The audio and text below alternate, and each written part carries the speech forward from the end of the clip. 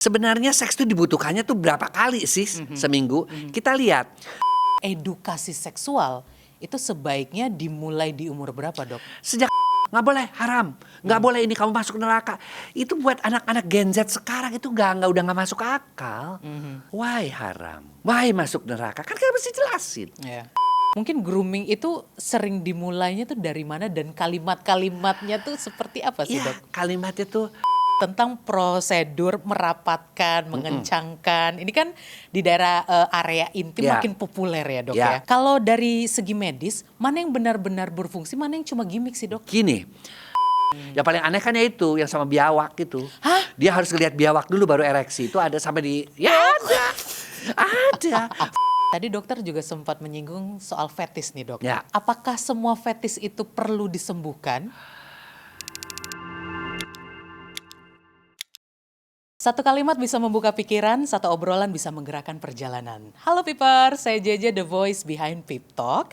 Seks itu sering dianggap sebuah solusi ya dari banyak masalah. Tapi dalam hubungan, seks justru banyak menjadi sumber masalah. Nah, hari ini kita akan bedah mana yang mitos, mana yang medis, dan mana yang selama ini bikin hubungan rusak secara perlahan.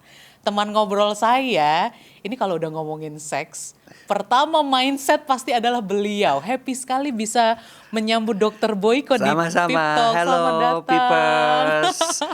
Jadi kita ngomongin masalah-masalah yang memang tadi ya. Karena seks itu sering dianggap penting. Kalau dulu-dulu zaman baheula apalagi tabu. Padahal penting banget dalam kehidupan suami Nah, istri. Untuk pertanyaan pembuka, Dok.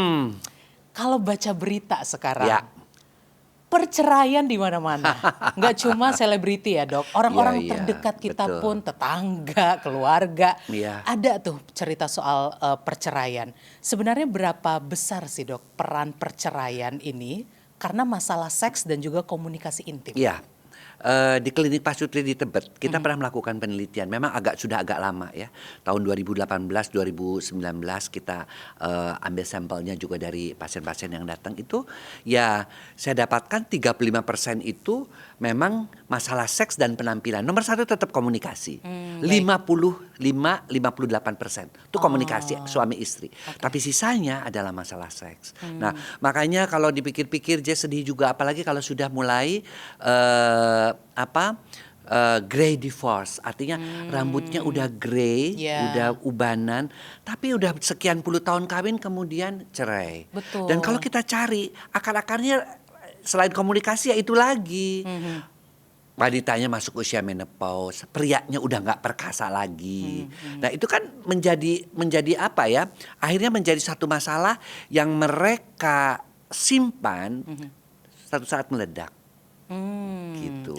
Sampai sekarang ada istilah perceraiannya ditunda gitu, Dok. Iya. Jadi nunggu anak-anak lulus dulu. Nah, tapi kan ya kita janjian, kalau kita kan janjian kita mau pergi ke luar negeri kita untuk senang-senang ya. Tapi ini janjinya gini, pokoknya anak-anak lulus kita cerai ya. Bagaimana hidup sambil nunggu anak-anak itu? Betul. Gitu. Itu yang yang disebut dengan gray divorce ya. Usia yang wanitanya menopause, yang prianya andropause ya. Makanya kenapa saya juga selalu berpikir ya mereka juga yang pria-pria juga karena banyak yang menuntut cerainya itu yang wanita ya. Pria-prianya juga harus perkasa gitu loh. Dia harus tahu bahwa pria itu sejak umur 31 tahun itu sudah mulai sepersen testosteronnya turun. Ya. Makanya ya aku buat Pro Elki dan sebagainya itu sebenarnya tujuannya adalah untuk itu. Aku sendiri minum untuk apa? Menjaga supaya testosteron kita tetap baik. Kadang-kadang kan si wanitanya kok merasa kok si prianya udah nggak noel lagi ya kan ya karena mungkin testosteronnya juga turun gitu loh karena sepersen makanya dibuatlah ya yang namanya Pro-Elki itu juga untuk membantu karena kita tahu isinya aja produk yang hanya ada di Indonesia misalnya dalam kemasannya seperti Purwoceng ya. Pasak Bumi kan ada di Indonesia nah, itu bisa membantu meningkatkan testosteron sehingga gairah suami istri pada usia tua juga tetap baik. Berarti dari yang dokter bilang tadi perceraian karena seks dan komunikasi 35%. 55% komunikasi, seks dan penampilan. Ya Oh. penampilan ya maksudnya si pasangannya juga si prianya juga perutnya sudah buncit. Dulu Si six pack loh, Pak. Kok sekarang tinggal Nah, one pack? iya kan? Beberapa pasangan mengatakan ketika saya tanya, dokter mungkin apa kok sekarang saya nggak bisa orgasme, ya kan? Itu banyak pertanyaan. Saya bilang, Bu, kalau saya kan biasa kan, ibu kan udah masuk menopause 48, saya bilang udah mau premenopause, Indonesia kan 49-50. Dia Oke. bilang, enggak dok, terus terang ya dok, jujur ya sama dokter. Karena kan kalau ini, saya kalau ngelihat suami telanjang kayak ngelihat beruang. Nah kan, artinya kan selain beruang itu juga pada orang-orang yang perutnya buncit, itu testosteronnya rendah. Dan kalau testosteronnya rendah, perutnya menjadi buncit. Yang diproduksi adalah hormon estrogen. Lemak itu identik dengan hormon estrogen. Akibatnya dia terus kena lagi diabetes tipe 2. Dia kena lagi pasang ring jantung. Iya. Dia kena lagi stroke. Dia kena lagi hal-hal yang berkaitan dengan gangguan-gangguan fungsi ereksi. Kalau sudah mulai diabetes, sudah mulai 78%, terakhir saya dapatkan pasien-pasien yang mengalami erectile dysfunction. Makanya kita bikin yang Pro-LQ kapsul itu untuk menjaga aja lah. Pria-pria itu juga jangan terlalu jangan terlalu naif. Yang penting gua olahraga testosteronnya turun, terus bagaimana? Ya kan, sementara kita butuhkan testosteron untuk buat kehidupan laki-laki bukan hanya seks, keinginan, semangat, ya kan, otot-otot tetap bisa berkembang, Yeah. kemudian perut six pack, kemudian juga motivasi untuk mau bersaing, itu kan semua butuh testosteron. Betul. Nah itulah makanya ya buat pasangan-pasangan sudah mulai merasa para prianya itu kurang, ya tolonglah juga sadar gitu loh. Oke, nanti kita bakal Iya. bahas soal orgasme ya, Iya. Dok. Tapi sekarang saya mau nanya dulu, kalau menurut dokter berarti definisi seks yang sehat dan berkualitas itu seperti apa? Seks yang berkualitas itu tetap ya, seks itu kita harus lihat tujuannya. Kalau kita masih muda, prokreasi untuk mendapatkan keturunan. Oke. Kalau sudah tua itu untuk rekreasi yang gampang, cuman tinggal matiin lampu atau tinggal berdua-duaan aja, nggak usah bayar wahana, nggak usah bayar seks ya. Tapi yang ketiga itu adalah fungsi seks adalah ekspresi cinta yang paling tinggi. Ya, artinya apa? Artinya bahwa bukti pasangan kita itu masih sayang sama kita ya kita melakukan seks. Seks itu tidak harus selalu penetrasi ya, saling memeluk, saling mencium, saling kedekatan pun kita sudah anggap pada orang-orang misalnya istrinya sudah mulai ada penyakit dan sebagainya. Tapi itu kan kedekatan itu dibutuhkan untuk memelihara keharmonisan sampai dengan usia tua. Oke. Kalau yang sehat, Dok, untuk berhubungan, ya taruhlah dalam waktu 1 minggu Iya. gitu. Itu berapa kali, Dok? Dan durasinya berapa panjang? Iya. Kita mesti bedakan, yang satu adalah frekuensi. Ya, frekuensi itu kita harus melakukan penelitiannya dari berbagai macam negara. Memang Hong Kong, Korea, Singapura, Indonesia termasuk yang agak rendah dibanding dengan Perancis, Belanda. Baik. Ya, mungkin karena mereka lebih terbuka, ada Summer-11 dan sebagainya. Nah, di kita itu kalau tapi kita ambil nilai-nilai rata-rata saja. Ya, kalau tergantung usia, 20-30 tahun bisa seminggu 3-4 kali. Oke. Ya, tapi kita juga harus ingat, sebenarnya seks itu dibutuhkannya tuh berapa kali sih seminggu? Kita lihat produksi sperm itu tiap 3 hari itu diproduksi. Oke. Penuh dan biasanya dikeluarkan. Jadi sebenarnya pria membutuhkan seminggu 2 kali. Sehingga dia tidak akan terkena pembengkakan prostat. Nah, namun wanita itu bisa merasakan kalau dia orgasm, si prianya pintar, dia membuat si wanita itu orgasm, dia bisa merasakan kenikmatan orgasmenya itu 1 minggu.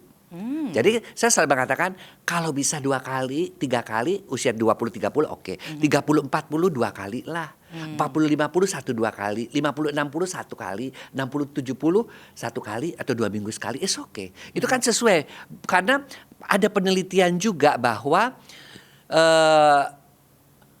frekuensi hubungan seksual setiap berlangsung 5 tahun itu berkurang 1 kali dalam 1 bulan. Oh. Jadi kalau misalnya 1 bulan katakanlah 3 kali 4 minggu 12 kali itu berkurang 5 tahun. Ada yang meneliti juga begitu. Berkurang setiap 5 tahun 1-2 kali. Nah, kenapa masih tetap dilakukan seks sampai usia tua? Karena pria-pria itu kalau tidak dikeluarkan, tidak diejakulasikan, itu kita kena yang namanya prostat. Oke. Ya, dan wanita kalau dia juga tidak melakukan seks, dia akan mengalami juga gangguan-gangguan seperti gangguan seperti atrofi pada Vagina. vagina, pada kemudian mengecil pada rahimnya. Ya seperti pisau yang nggak dipakai lama-lama Tumpul. berkarat dan tumpul ya. Jadi ya tetap saja kita harus butuhkan, tapi kita juga bisa mengerti kok bahwa semakin tua itu semakin berkurang. Makanya para pria juga bukan hanya udah aja kasih pro Elki gitu kan ya. Tapi juga dia harus mulai berpikir, apalagi kalau sudah mulai di atas 35 tahun. Dia masih tetap harus pola hidup sehat. Lemak, gorengan, santan, rokok, begadang, itu tuh, Dok. sama minuman keras, please deh. Kamu tuh hidup pasti 35 tahun, rata-rata orang Indonesia tuh usianya itu 73 tahun. Meninggalnya Kadang-kadang itu rata-rata. semua dalam satu hari itu, Dok. Santan iya, sambil rokok, sambil minum kayak iya. Enggak, saya ingetin bahwa jangan merasa sekarang aku masih muda.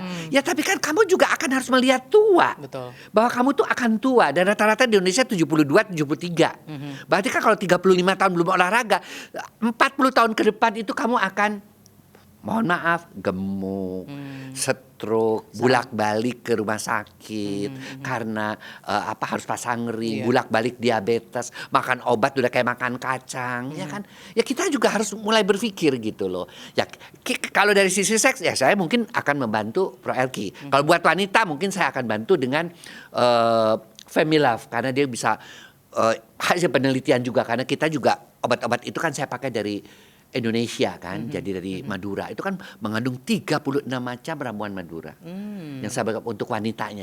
Sehingga wanita juga tetap percaya diri di usia tua juga. Mereka, saya masih bisa kenceng, masih bisa rapet kok, udah keputihan juga udah enggak kok. Saya juga kurang sakit mensnya enggak ada. Saya juga daerah di situnya oke kok. Nah, itu kan kadang-kadang tuh wanita nggak mau melayani juga karena merasa udah punya anak. Meskipun sesar kan, tapi kayaknya kok sudah agak longgar ya. Makanya kita buatlah yang namanya Femilove. Femilove itu bahkan mereka-mereka yang sudah berumur di bawah 30 tahun pun kita haruskan lah. Mereka mulai, toh kan suka sampai kapan dok?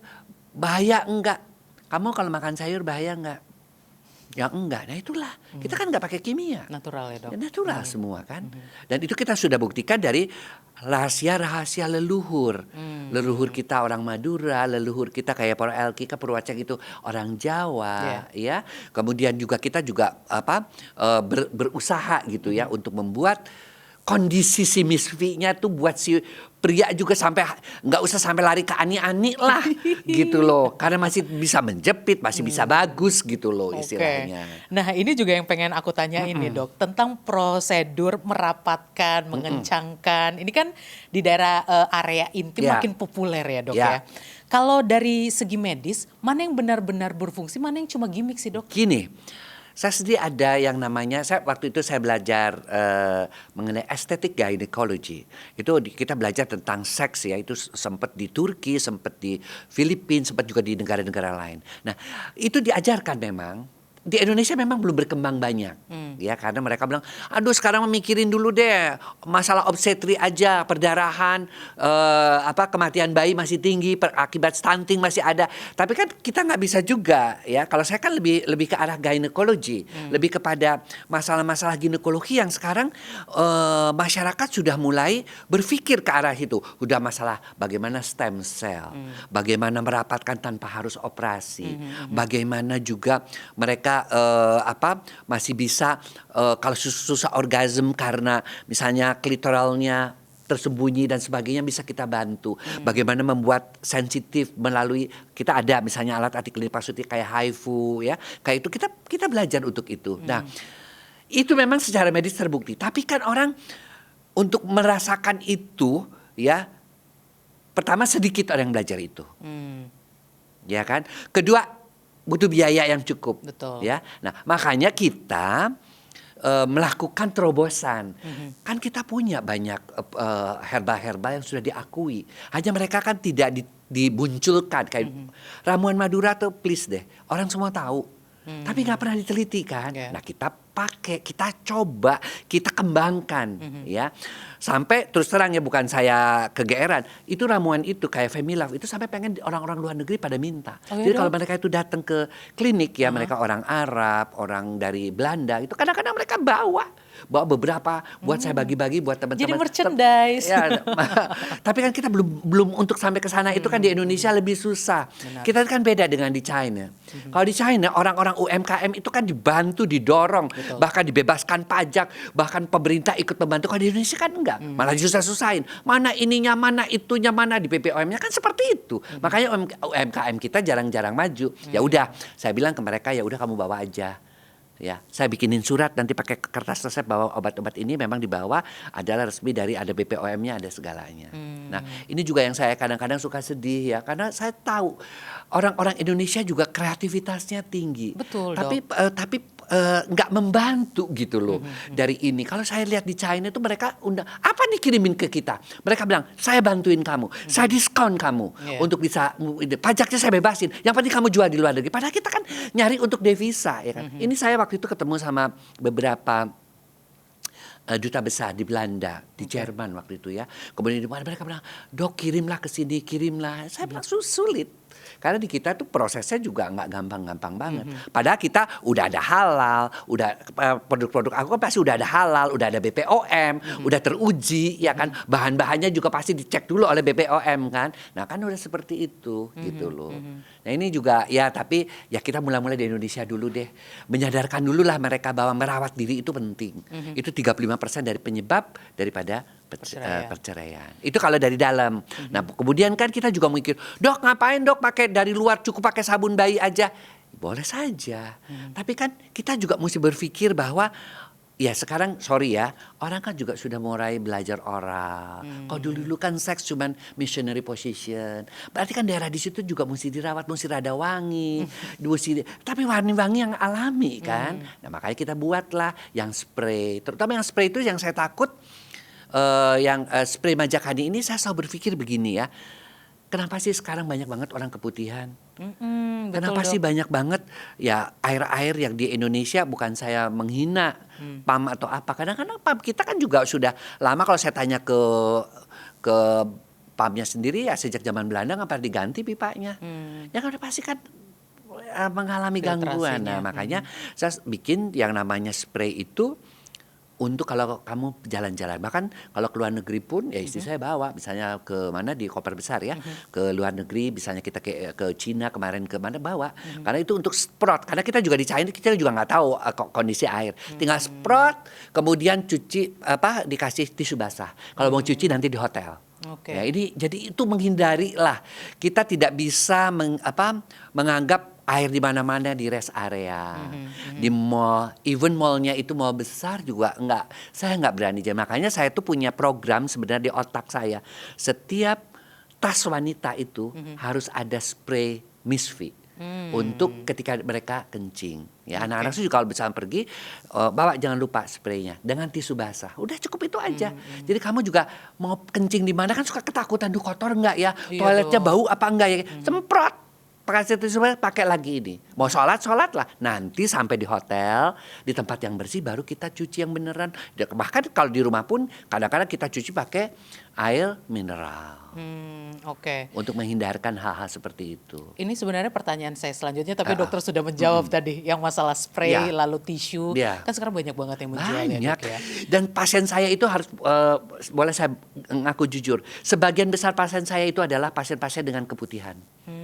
Keputihan yang udah kemana-mana kadang-kadang nggak sembuh ya karena pasti kalau dia nggak merawat dengan baik, dia nggak diobati antibiotik dengan cukup, ya kadang-kadang kalau kita kan ya bukan kalau di klinik Pak Suti kan kita panasin, ada fisioterapi yang lain, kemudian juga untuk membantu supaya misalnya misfinya kembali lagi kita pakai yang namanya Velux, kursi Kegel yang bisa menjempitkan lagi, kan macam-macam lah terapi sekarang itu sebenarnya juga di satu pihak penyakit penyakit keputihan bertambah, tapi di satu pihak juga terapi-terapi kita juga makin berkembang. HIFU, Velux, sekarang juga untuk Untuk pria-pria yang mengalami disfungsi ereksi ada shock wave terapi, ada terapi infus ya untuk exosome, stem cell macam-macam. Jadi memang makin banyak penyakit tapi juga makin banyak antisipasinya. Tadi dokter juga sempat bilang kalau keputihan kan banyak sekali Ya. orang yang wanita-wanita Ya. mengalami. Penyebab paling umum tuh karena apa sih, Dok? Infeksi 70% saya temukan. 70. Jadi infeksi 65-70%, sisanya stres. Nah, tadinya stres doang. Iya. Stres karena yang muda-muda karena misalnya dia kecapean, dia ditarget-target, harga emas naik turun gitu juga bisa bikin itu harga saham jeblok. Itu wanita-wanita yang kerjanya di saham itu stres, target-target nggak tercapai, penjualan rumah itu kan saya banyaknya pasien-pasien yang wanita-wanita yang begitu Wanita ya, karir yang punya wanita-wanita karir. Nah, tapi setelah stres itu kan keputihan.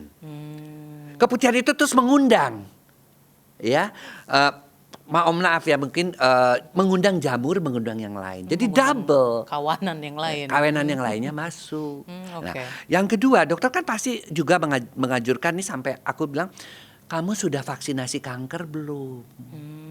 Saya selalu ngomong begitu, belum dok. Itu disarankan umur berapa, Umur Dok? dari umur 9 tahun sampai 25 tahun perlindungannya 99%. Oh iya? Tapi di Wow. atas 26 sampai 55 tahun itu perlindungannya 90%-an, 88 itu penelitian. Jadi kadang-kadang ya namanya kanker serviks kita tahulah beberapa artis. Iya. Bahkan beberapa istri-istri pejabat, ada yang istri kejaksaan itu kan kanker mulut, istri gubernur. Ya kan? Ya artinya dia tidak menyerang orang-orang yang istilahnya seksnya bebas, enggak. Tapi kan HPV itu kan ada di mana-mana. Betul. Edukasi kayak gini sih, Dok, Nah, ya kadang-kadang tuh kurang Iya, sampai. saya selalu bilang please ya, selain kita merawat kesehatan organ intim, oke lah kita pakai spray, tapi juga kamu vaksinasi HPV cukup 3 kali seumur hidup. Sekarang bahkan kita di Pasuti Jakarta itu nggak usah bayar apa-apa. Bener, hanya bayar sesuai dengan harga. Harga itunya dong, jadi suntikannya nggak usah, kemudian bayar tindakannya, ADM-nya nggak usah, semuanya nggak usah. Hanya karena kita pengen, ya itu bagian CSR kita ya di Klinik Pasuti. Hanya kita ingin wanita-wanita ini sadar loh bahwa saya kan malu. Setiap kali saya kongres obgyn ya, kongres ginekologi tentang masalah-masalah cancer, Indonesia itu paling tinggi peningkatan kanker mulut rahimnya di Asia Pasifik. Wow. Di Asia Pasifik paling tinggi. Laju. Ya. Satu lagi adalah Indonesia paling tinggi laju HIV AIDS-nya. Sedih nggak iya, coba? Dok. Sampai teman saya di seksolog di Thailand juga bilang begitu. Karena dia bilang, kamu negara kamu memang kelihatannya cuma sedikit. Itu adalah puncak daripada gunung es. Di bawahnya kamu banyak banget ya. Memang hasil-hasil penelitian kita yang sampai sempat ribut di Bandung pun sampai udah mengenai pegawai negeri, pegawai BUMN, anak SMA, bahkan mahasiswa HIV-nya positif.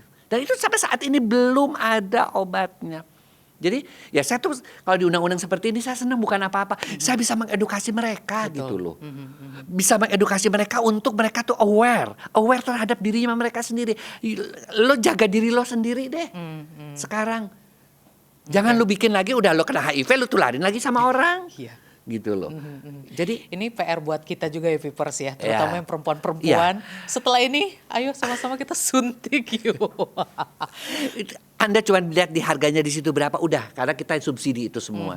Saya udah juga minta tolong sama beberapa perusahaan itu, tolonglah kita inikan mereka cuma karena mereka mungkin juga karena kalau ke rumah sakit kan bayar dokter obgynnya, bayar Soalnya konotasi kalau udah ke administrasi, rumah sakit tuh udah kayak, mahal, iya. belum masuknya aja udah mahal, ADM-nya udah mahal, tindakannya, belum lagi segalanya. Kalau di situ nggak, Anda tinggal datang, ya memang yang melaksanakan bisa dokter umum, bisa perawat. Dan kita sudah ajarkan mereka SOP-nya, Oke. gitu loh. Tapi Nah, kan nggak seperti itu. Kalau begitu, Dok, saya pengen nanya hal yang mungkin terkesan basic, tapi saya yakin juga Vipers di rumah kadang-kadang masih tidak tahu.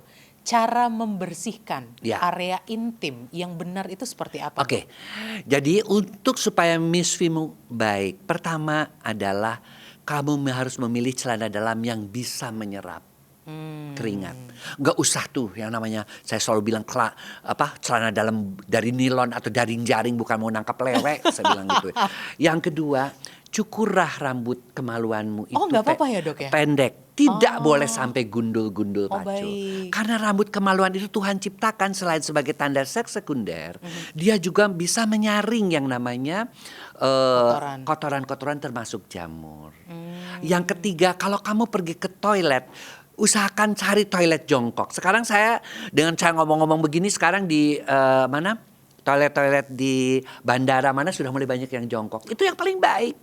Oh gitu, Dok. Ya, jangan pakai toilet yang dari belakang itu ke depan. Karena nanti kalau kamu udah pup ya, itu kotoran dari airnya masuk ke dalam, ke depan. Ya, saya selalu bilang begitu tuh. Nah, kayak sekarang dengan cara begitu pelan-pelan mereka, Dok, kita mau ada renovasi nih di bandara atau di mana, kita mau bikin sekarang lebih banyak toilet jongkok. Itu paling bagus. Termasuk juga kalau mereka buang air besar. Di luar negeri sekarang sudah toilet jongkok. Karena kalau duduk begini itu tidak mudah sekali terjadi, resikonya tinggi terhadap yang namanya wasir. Karena ketika kita duduk pada toilet jongkok itu tekanan perutnya sudah bagus. Sementara kalau gini kita beda kan? Nah, sehingga akhirnya penelitian-penelitian menunjukkan bahwa toilet jongkok jauh lebih baik. Makanya orang-orang zaman dulu, leluhur kita, saya masih di puskesmas, toiletnya jongkok itu yang paling bagus. Toilet yang leher angsa, biayanya murah, tapi juga sehat. Dan kalau kita duduk di toilet jongkok kan kita nggak pegang apa-apa kan? Tapi kalau toilet ini kan bagian tubuh kita kan kena. Benar.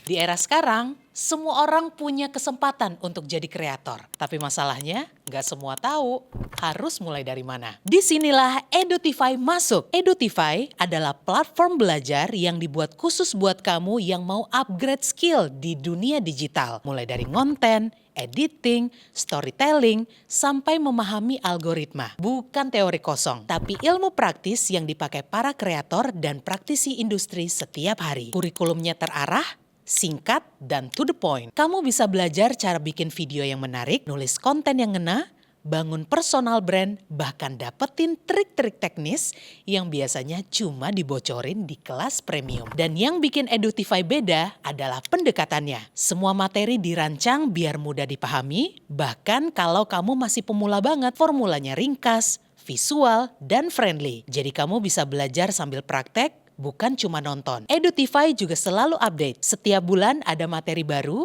insight terbaru dari algoritma, sampai studi kasus yang relevan dengan kondisi digital sekarang. Jadi, kamu nggak bakal ketinggalan tren. Intinya, Edutify adalah tempat buat kamu yang mau naik level sebagai kreator, lebih percaya diri, lebih terarah, dan lebih paham cara main di dunia digital. Kalau kamu serius ingin berkembang, Edutify adalah langkah awal yang paling masuk akal.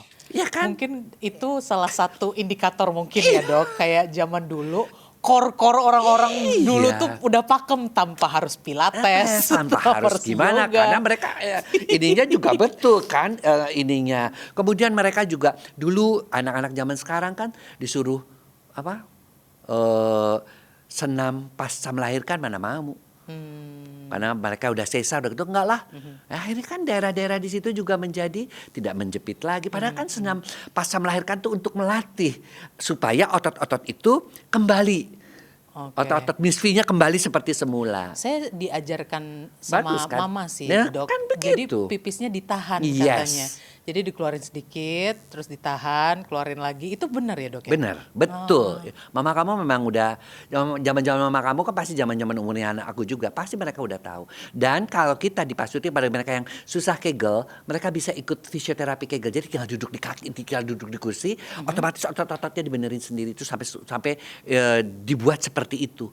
Ya untuk memperbaiki kondisi misfinya. Ditambah dengan kita kan punya yang dari dalam, itu kan dari luarnya, dari dalamnya dengan Family Love tadi. Betul. Untuk mengurangi keputihan sama memperkencang otot-otot misfinya. Oke. Nah, kalau untuk basuh, balik lagi ke cara pembersihan tadi ya, Dok. Tidak boleh sampai ke bagian dalam vagina. Tidak boleh. Karena kan kalau kecuali kita yakin ya bahwa yang kita pakai itu airnya bersih banget. Boleh kalau misalnya air mineral yang steril boleh, nggak masalah, gitu loh. Dan yang keempat yang saya selalu bilang, jangan menggunakan parfum sembarangan di daerah situ. Yang tepat di mana nih dok? Kalau di tubuh kan Ya katanya belakang kuping iya, nih. iya. Kalau daerah Itu kan intim di mana kita nih dok? memang ada, kita juga membuat ya parfum untuk Miss V. Itu saya terinspirasi dari waktu saya jalan-jalan umroh. Ya ternyata orang-orang di luar negeri itu di daerah Timur Tengah itu menggunakan parfum itu non alkohol, kemudian halal, pas dan saya tiru di sini. Oke. Tapi tentu beda ya wanginya. Di sana kan saya cium nggak begitu enak ya kalau menurut saya. Makanya saya bawa untuk ini namanya Vivres Vicen.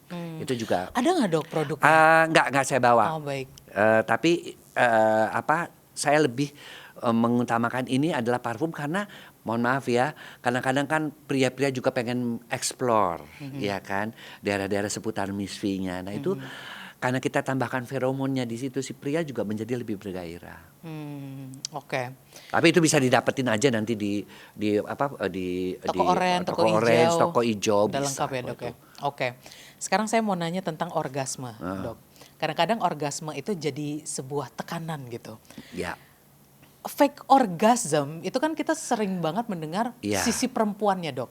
Kalau laki-laki bisa nggak sih dok? Nggak bisa, laki-laki itu kan dia jelas, dia ada ejakulasi. Ya, dia ada ejakulasi. Jadi kalau dia nggak berejakulasi berarti dia tidak menikmati seksnya. Baik. Makanya untuk ejakulasi itu perlu keras. Ya, untuk orgasme wanita perlu tahan lama. Karena wanita itu baru kita teliti mereka bisa orgasme setelah 5 menit. Penetrasi buka itu hanya sekitar 56%. Kalau 7 menit itu sudah hampir 68%, 70%. Kalau 9 menit itu hampir semuanya. 85%. Ada beberapa yang nggak bisa orgasme sampai 12 menit sisanya. Artinya apa? Ya pria itu harus juga dia bisa mengatur. Nah, mengatur kapan dia bisa keluar atau enggak, ya itu harus bisa apa ya? Ritme. Iya, selain dia bisa tahu dulu si wanita ini udah benar, wanita ini udah deket nggak nih sama orgasme. Nah karena kalau pria pinter ala bohong dia fake orgasme bisa karena ketika orgasme kan nggak bisa dibohongin. Yang namanya terjadi getaran pada betis, terjadi penghisapan pada oleh Miss V, ya. Kemudian terjadi yang namanya flushing, kemerahan pada pipi, pada payudara itu kan nggak bisa dibohongin. Kalau fake orgasm kan kita bisa lihat. Betul. Oh nggak ada, dia cuma pura-pura bohong itu, ya kan? Nah, kenapa wanita seperti itu? Pertama karena wanita itu sering merasa seks itu hanya sekedar pemenuhan kewajiban. Pria itu bisa tahu. Pria itu bisa tahu bahwa lo mah cuman sekedar gue supaya keluar aja, supaya kewajibannya selesai. Kan gak bisa begitu seperti itu. Seks itu kan rekreasi di mana dua-duanya terlibat. Betul. Di dalam hubungan itu. Ya, jadi makanya ketika orgasme dengan family love itu dia bisa kerasa sih. Ini aku pernah tanya juga dengan family love itu kita pernah teliti juga. Bisa seperti menghisap dan kayak ada getar-getarnya. Ya itu tadi. Gitu. Itu kan ramuan dari Madura. Karena diperbaikinya juga dari dalam. Ya, dok. Jadi kita pakai HIFU, saya sering melakukan tindakan-tindakan untuk memperbaiki daerah-daerah Miss V ya di klinik Pak Sutri. Tapi kan yang ada dalam ada luar. Gitu loh. Baik. Nah sekarang tuh kan juga kayaknya dengan kemajuan teknologi ya dok ya. Anak-anak sekarang tuh lebih cepat dewasa dibanding dulu.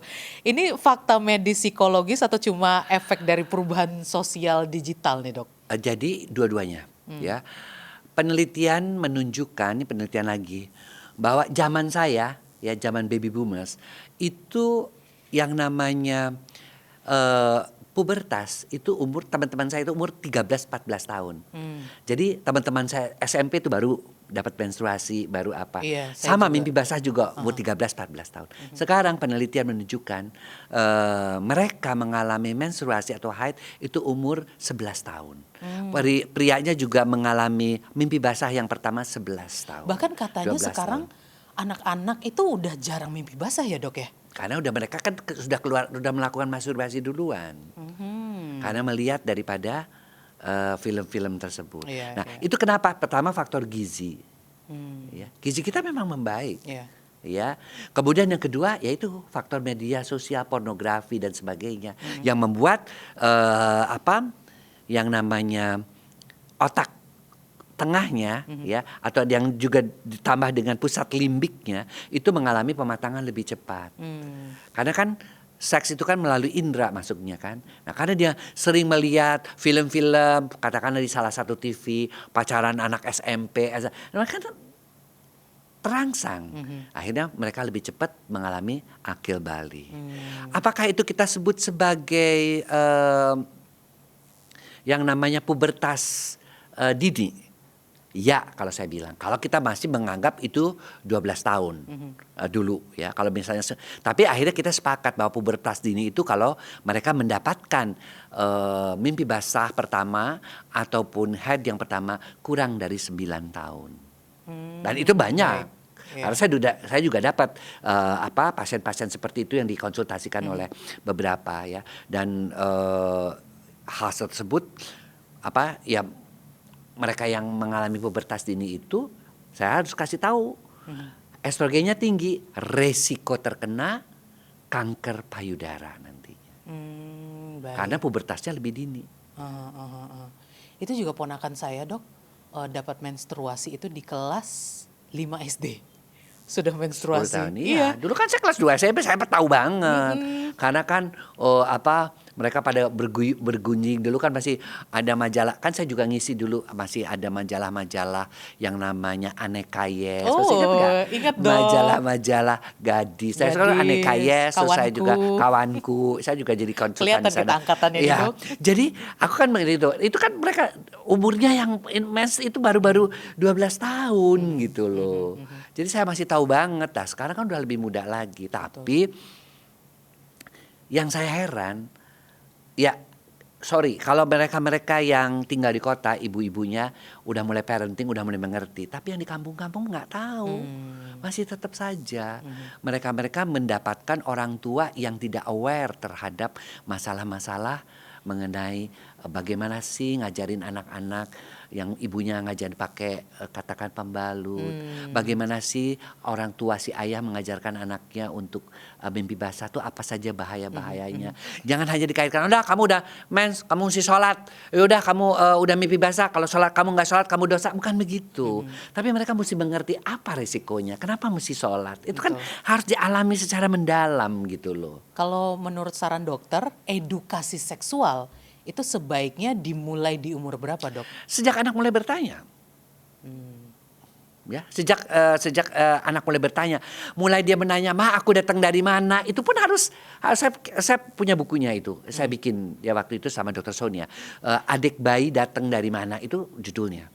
Karena dan ibu-ibu tuh untuk menjelaskan ya kamu ini hamil ini karena kamu pernah lihat kucing nggak? Nah itu kucing sebentar lagi hamil tuh misalnya atau cicak atau ayam kan gampang. Betul. Karena mereka itu untuk mengatakan hal-hal demikian tuh masih tabu, nggak keluar dok saya dari mulutnya. Itu kalau saya lagi discuss sama orang-orang lagi parenting ya, misalnya saya ke sekolah-sekolah kan saya sering banget ya ke sekolah-sekolah khususnya sekolah-sekolah internasional ataupun sekolah-sekolah yang khusus ya ada agama Kristen maupun Islam kan saya ngasih pendidikan seks buat muridnya tentang pacaran atau untuk anak-anak untuk orang tuanya. Itu seringkali pertanyaan begitu ngomong kok berat banget ya karena selalu di mindset mereka seks itu sesuatu hal yang tabu. Betul. Gitu padahal kan ya kamu sekarang kaget-kaget kan ketika anaknya ternyata mohon maaf kelas 2 SMP hamil. Ada kelas 3 SMP hamil. Yang lebih kaget lagi ada yang anak kena HIV kelas 3 SMP. Astaga. Atau kena GO. Tiba-tiba ke tempat saya. Dan dia tidak kontrol, anaknya pergi sama supirnya, jemput, supirnya main dengan perempuan supaya nggak ketahuan. Si anak itu sama supirnya disuruh main juga sama tuh perempuan. Wow. Akhirnya kena. Dan anaknya nggak ngomong karena dia juga kan bisa diinikan kan. Akhirnya kena penyakit supirnya, kena penyakit juga anaknya. Coba. Jadi kita juga ya Bermula sebenarnya bisa diminimalisir kemungkinan itu ya. Kita harus lebih dekat lah sama anak-anak. Ya, saya sering mengatakan bahwa jadikanlah mereka tuh sahabat kita. Ya. Coba lihat deh, saya pernah dapat kasus grooming juga ya. Itu kan mereka-mereka yang grooming, incest kan itu biasanya jadi pasien-pasien saya juga ya, mereka sampai takut kawin karena di grooming, mereka juga nggak percaya sama orang, bahkan ada yang sampai yang incest itu ngelihat itu tuh seperti ngeliat tirinya, sampai nggak mau kawin pada anaknya cantik, punya jabatan, pinter, nggak mau. Itu karena itu gitu loh. Oleh karena itu kan anak-anak yang di grooming atau anak-anaknya itu kan biasanya mereka tidak dekat dengan ibu bapaknya. Betul. Mungkin bisa dimulai dari melihat seks itu sebagai sebuah edukasi dulu Sebuah ya, Dok, ya. edukasi, dan harus dianggap seks. Saya memberikan pendidikan seks itu seperti pendidikan agama, Ya. seperti pendidikan budi pekerti, ya. Daripada dia nyari tahu di Ya. luar ya. Jangan hanya pendidikan agama tanpa kejelasan, gitu loh. Karena nggak boleh, haram, nggak boleh ini, kamu masuk neraka. Itu buat anak-anak Gen Z sekarang itu udah nggak masuk akal. Why haram? Why masuk neraka? Kan kita mesti jelasin. Ya. Sekarang tuh ekonomi lagi berubah banget ya. Dan jujur salah satu website yang paling masuk akal untuk cari cuan ya di link.id. Link ID itu apa sih? Singkatnya, ini adalah platform buat jual dan distribusi produk digital. Satu link tapi kamu bisa jual banyak produk di dalamnya. Kamu punya ide? Template presentasi, kelas online, e-course, e-book, worksheet, semuanya bisa kamu jual lewat link ID. Keuntungan buat kamu cuma perlu modal internet, laptop, atau HP. Udah, sekali produk jadi, kamu bisa jual berkali-kali. Dan yang paling enak, kamu bisa ngerjain ini dari mana aja. Kalau belum punya produk sendiri gimana? Tetap ada jalan buat cuan. Di link ID, kamu bisa affiliate produk creator lain. Tinggal share link, setiap ada yang beli lewat kamu dapat komisi. Cuan kan? Yuk mulai pakai link ID. Mau kamu kreator atau baru mulai, link ID itu fleksibel. Satu platform, buka banyak peluang di ekonomi digital hari ini. Kenapa itu? Kenapa kamu harus sholat? Itu kan harus jelasin. Dan itu ditambahkan dan mereka bisa masuk gitu loh. Ya, yang satu. Yang kedua juga sebagai orang tua tuh harus jadikan mereka tuh sahabat. Jangan justru kalau anak-anak pacaran, wah udah dimarah-marahin. Udah dianggap bahwa anak-anak yang pacaran itu dia tidak memikirkan masa depan. Tidak bisa begitu. Zaman sekarang itu justru bagaimana mereka tetap menikmati masa remajanya, ya pacaran, bergaul secara terbatas-batas yang baik.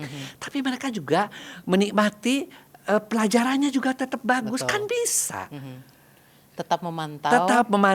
Ada gitu. batasannya. Karena nggak bisa juga lihat teman-temannya kok boleh sama orang tuanya pacaran sementara kita nggak boleh. Kenapa?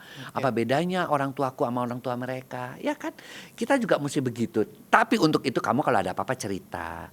Tempat curhat kamu itu adalah mama dan papa. Jadi mereka juga ketika putus, ketika sedih, dia larinya ke papanya, ke mamanya, bukan ke orang lain. Betul, aku setuju dok. Menciptakan safe space Yes. itu ya.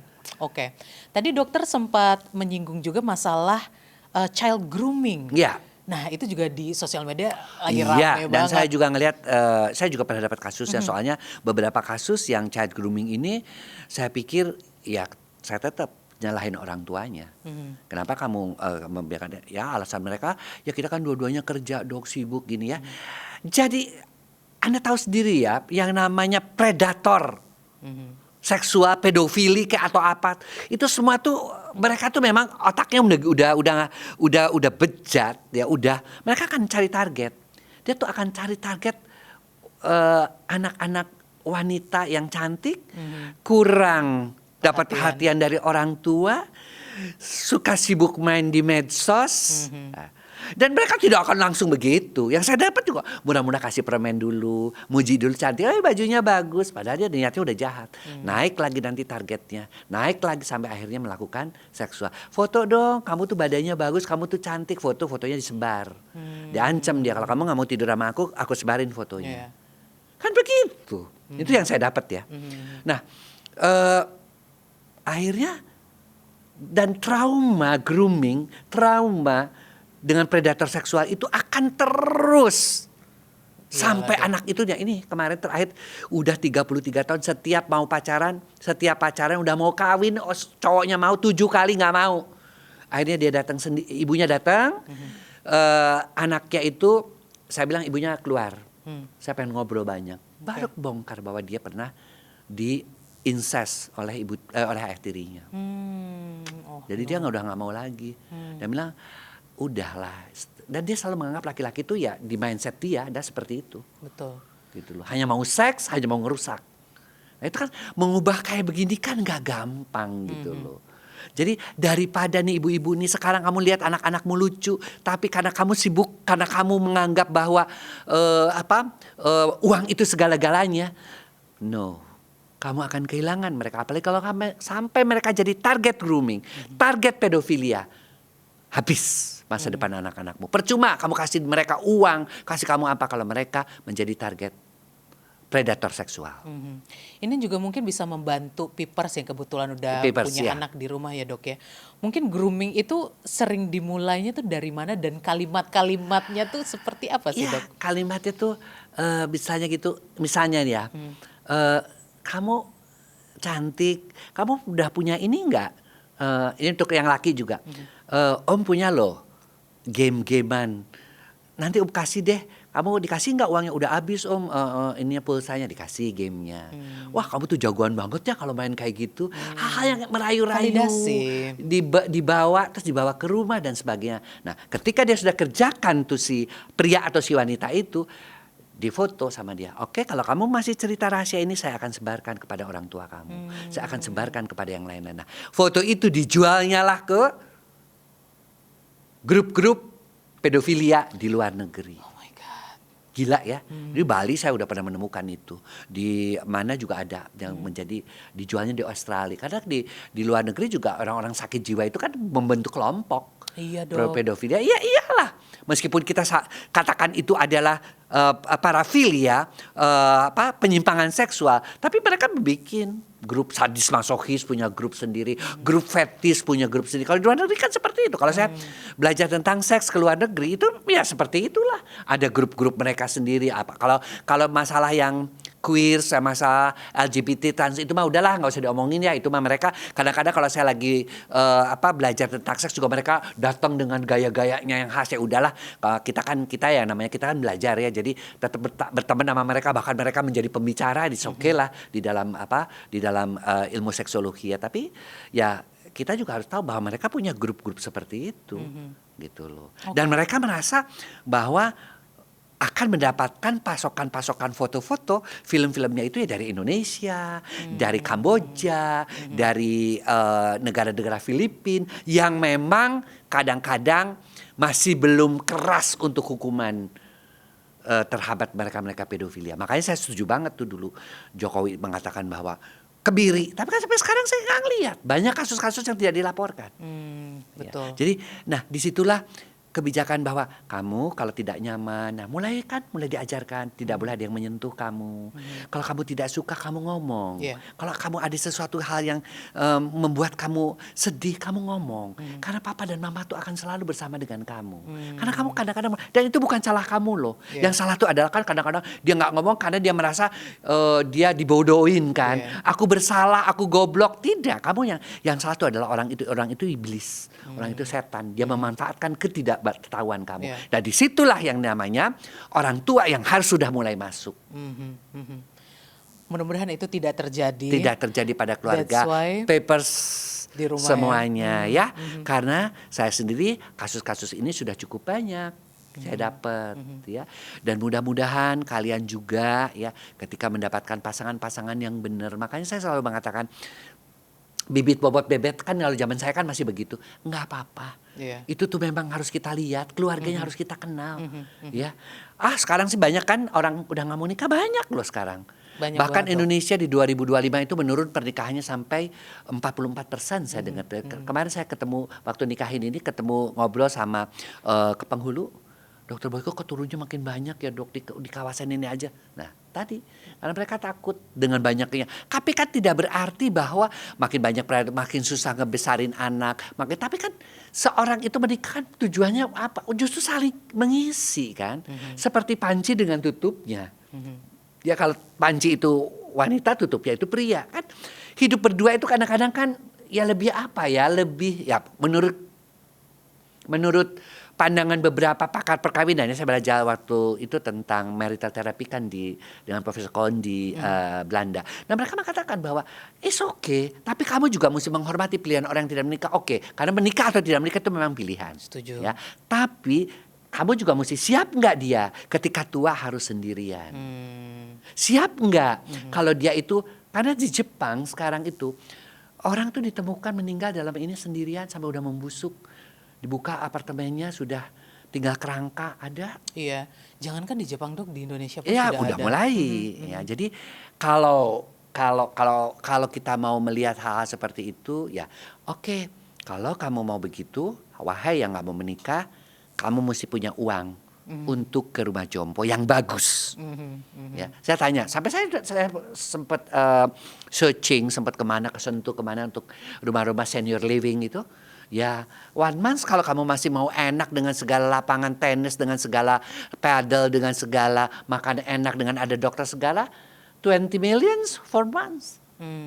Tapi mungkin buat orang-orang yang uangnya cukup sih mendingan milih di situ daripada dia ngeganggu anak-anak. Betul. Iya kan? Balik lagi semua pilihan. Pilihan. Tapi ada artinya konsekuensi mereka harus masing-masing. siap gitu. Tapi kalau menurut pendapat saya, karena tua kita itu salah satu hiburannya adalah cucu-cucu kita.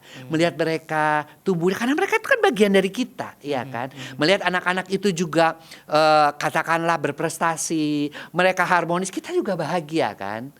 Iya kan?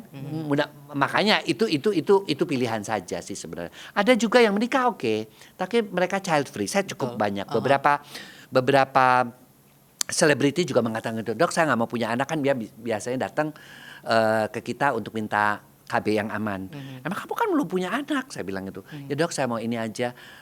Jangan pakai KB yang terus dulu ya. Maksudnya tuh KB yang kalau kamu tiba-tiba berubah pikiran, nanti saya kasih pilnya yang mungkin 3 tahun 4 tahun berubah pikiran. Kan sekarang pil KB udah macam-macam, ada untuk jerawat atau untuk gemuk, ada untuk apa kan. Tapi dia bisa menunda sehingga kamu tidak nyesel, kan langsung diikat aja dok. Kan kadang-kadang minta di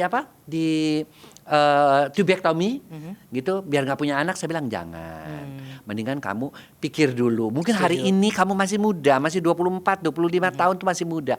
Suatu saat kamu melihat teman-teman kamu punya anak, pengen punya anak, udah diputus. Benar. Salurannya, udah di vasektomi yang laki-laki. Janganlah. Jadi kita juga kalau ke saya ya, saya selalu kasih pandangan-pandangan gitu loh. Serunya ngobrol sama dokter gitu ya. Jadi nggak cuma ya udah kamu maunya apa dieksekusi, tapi mempertimbangkan. Karena saya suka kasih kemungkinan ke lain. pasien begitu bukan apa-apa. Karena kadang-kadang pasien-pasien saya yang Gen Z juga tidak melihat, hanya kadang melihat artisnya begitu, hanya melihat banyak perceraian, kan nggak selalu. Saya bilang gitu, banyak kok artis-artis yang sampai sudah tua juga masih tetap baik, masih hubungannya baik. Jangan kamu yang lihat yang muda-muda. Contohlah yang baik, ya kan? Seperti itu. Tadi dokter juga sempat menyinggung soal fetis nih dok. Ya. Apakah semua fetis itu perlu disembuhkan? Ada yang nggak perlu, ada yang perlu. Baik. Ya, saya selalu ngeliat kan saya suka tanya ke pasiennya langsung, karena fetis kayak gitu kadang-kadang istrinya ngomong. Pokoknya dok, saya kalau mau hubungan saya mesti pakai stocking, dan stockingnya juga khusus yang itu yang ada jaringnya juga, terus pakai sepatunya harus hak tinggi. Terus saya bilang dia takutnya dia nanti yang macam-macam juga jadi fetis lagi. Enggak, kalau dia cuma sama stocking aja, ibu berasa keberatan enggak kalau hubungan seks sampai itu? Enggak sih sebenarnya, ya udah. Tapi kalau dia fetisnya itu dia mesti mencium serbet yang bau sperma atau bau itu kan si ininya juga dok, bukan saya sih nggak apa-apa pakai saya sediain serbet atau popok bayi ya. Dia minta popok bayi yang sudah bekas dipakai, dia harus simpen sampai dia tuh nyari-nyari ke tetangga yang masih punya popok, dibeliin, bahkan dia beliin tuh popok bayinya itu dari supermarket. Nanti popok yang udah bekasnya kasih ke saya karena untuk suaminya.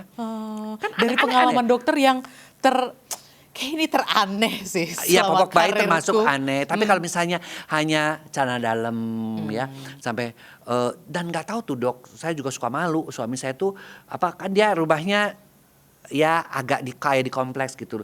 Dia tuh kayak ada kelihat celana dalam digantung tuh kayak ingin ngambil, ingin nggak ketahuan. Padahal kan dia bisa beli gitu. Iya. Celana dalam yang seperti itu. Istrinya bisa beliin. Tapi dia tuh ada rasa, saya tanya, apa kamu bisa beli? Karena dok saya takut dipukulin sama orang kompleks. Dia bilang gitu si istrinya kan. Terus saya bilang, kamu apa sih yang kamu rasakan ketika kamu ngelihat celana dalam itu ingin kamu ambil? Ada rasa Adrenalin ya, Dok, ya? kayak ada rasa dorongan, saya mesti dapetin gitu. Saya tiba-tiba bergairah, tiba-tiba saya ereksi. Oh. Gila ya sampai kayak gitu. Nah, ya itu kan perlu pengobatan. Saya biasanya kalau hal kayak gitu untuk melihat masa lalunya dan sebagainya kan ada terapi-terapi psikologis. Biasa kita kirim juga psikiater. Ya, apalagi kalau psikiater itu memang mencukai untuk mengatasi masalah-masalah seks. Baik. Karena kita juga waktunya kan untuk sampai detail itu kan juga Pada sulit. trauma di Ya, masa pada lalu. trauma masa lalu. Tapi ya sebagian besar ya mereka juga mungkin lupa alam bawah sadarnya Iya. aja. Kenapa pakai serbet sih? Ya paling aneh kan ya itu yang sama biawak gitu. Hah? Dia harus lihat biawak dulu baru ereksi. Itu ada sampai di ya ada. Fetish tuh makanya apa dia waktu kecil dia ketakutan biawak, kemudian dia saking takutnya dia ereksi kemudian ngompol kan bisa ya kan? Kasihan buat istrinya Makanya mau kan. nyari di mana biawak. Aku juga itu ada itu sampai viral juga itu karena orang itu dengan ngakunya jujur-jujuran sampai di videoin nama saya karena saya juga di luar negeri nggak belajar yang seperti itu ya fetish itu celana dalam paling juga kebaya itu jarik ya kain begitu oke atau kain Kain kafan. kain kafan juga ada Ada dong. ada aneh kan Menarik. namanya fetish itu ya itulah sesuatu hal yang objek seksnya non seksual jadi bukan payudara bukan bokong bukan misfi Benar. bukan leher tapi non tapi ya tergantung kalau dia tapi aku juga waktu bilang ini sekarang kamu kalau ketika ngelihat celana dalam saya bilang kamu bisa nggak tarik napas terus kamu bilang ini penyakit saya harus keluarkan saya tidak mau ngambil bisa nggak kamu tahan untuk begitu atau kamu minum obat penenang saya bilang kan sampai begini loh sampai gemeter Tapi gitu nggak bisa ngeliatnya. dikontrol ya. Wah kasihan juga. Dan saya bilang kalau orang kompleks itu mukulin juga jahat juga. Karena itu kan artinya apa ya? Dia bukan niat mencuri, ya kan? Dia itu ya untuk ya itu tadi, ya kan? Jadi kalau fetisnya memang sudah mengganggu, ada baiknya baru, konsultasi ya dok konsultasi ya. yang lebih dalam lagi. Untuk ada yang namanya terapi deduktif dan terapi direduksi. Pelan-pelan sampai akhirnya dia kayak fobia juga kan, fobia naik ketinggian, fobia terhadap benda-benda tertentu, terhadap kucing ada yang fobia, terhadap kecoa, nah itu kan pelan-pelan dikurangi. Baik.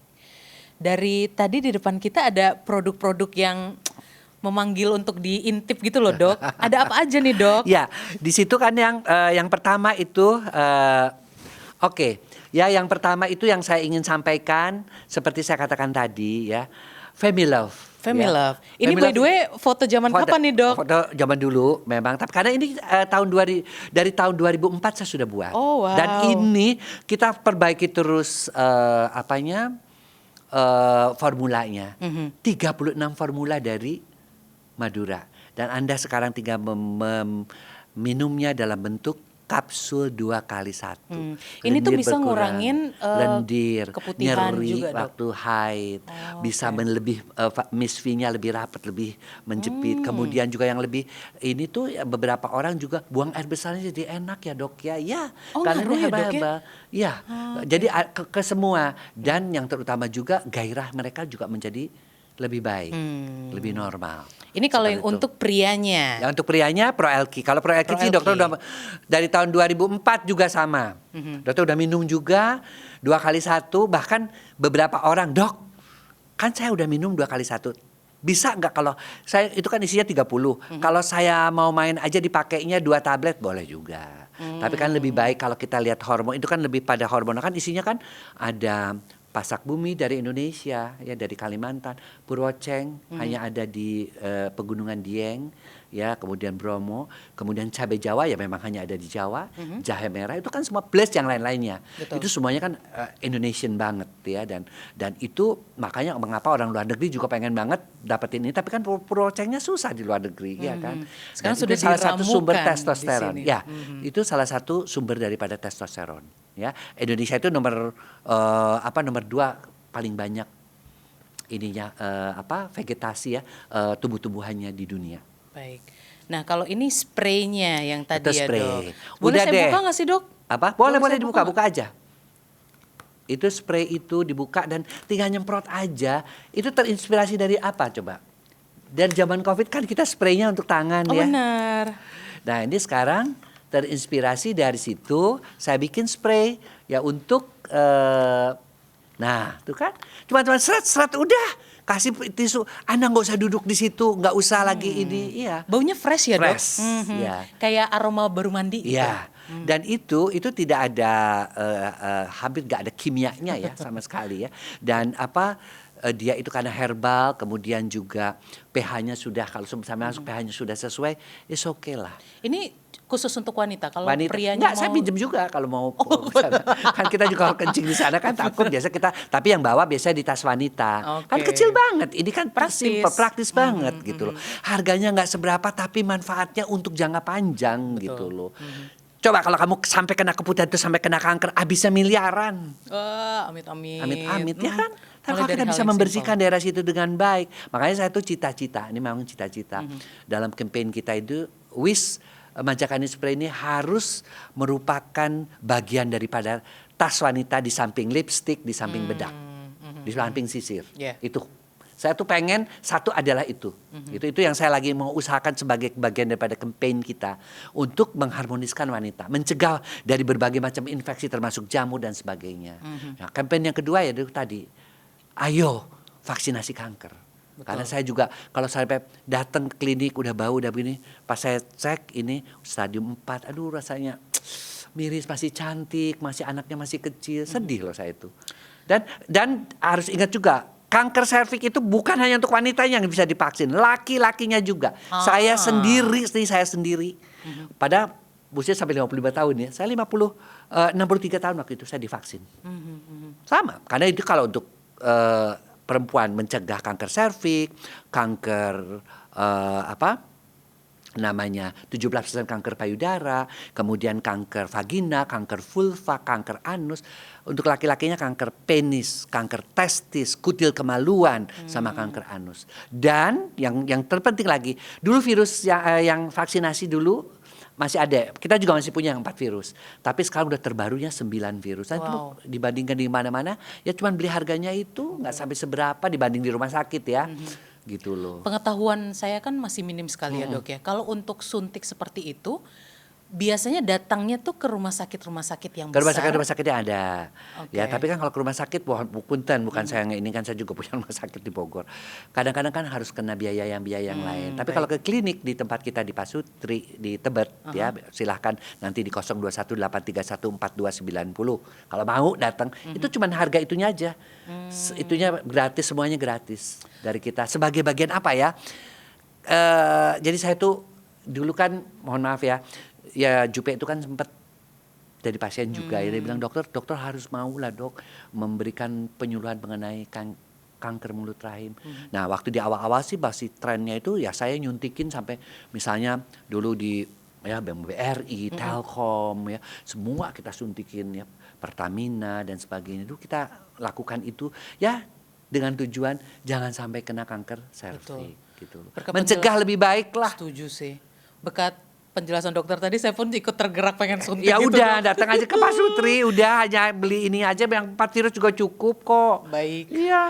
Baiklah kalau begitu seru banget ngobrol-ngobrol sama Dokter Boyke. Terima kasih banyak Iya edukasi JJ, dan sama-sama. ilmu-ilmunya Saya ya, juga Dok. terima kasih udah diundang di sini. Mudah-mudahan semua yang disampaikan ini bisa mengubah mindset. Betul. Ya, untuk people. Jadi kita kadang-kadang terlalu cuek sama kesehatan. Ingat loh.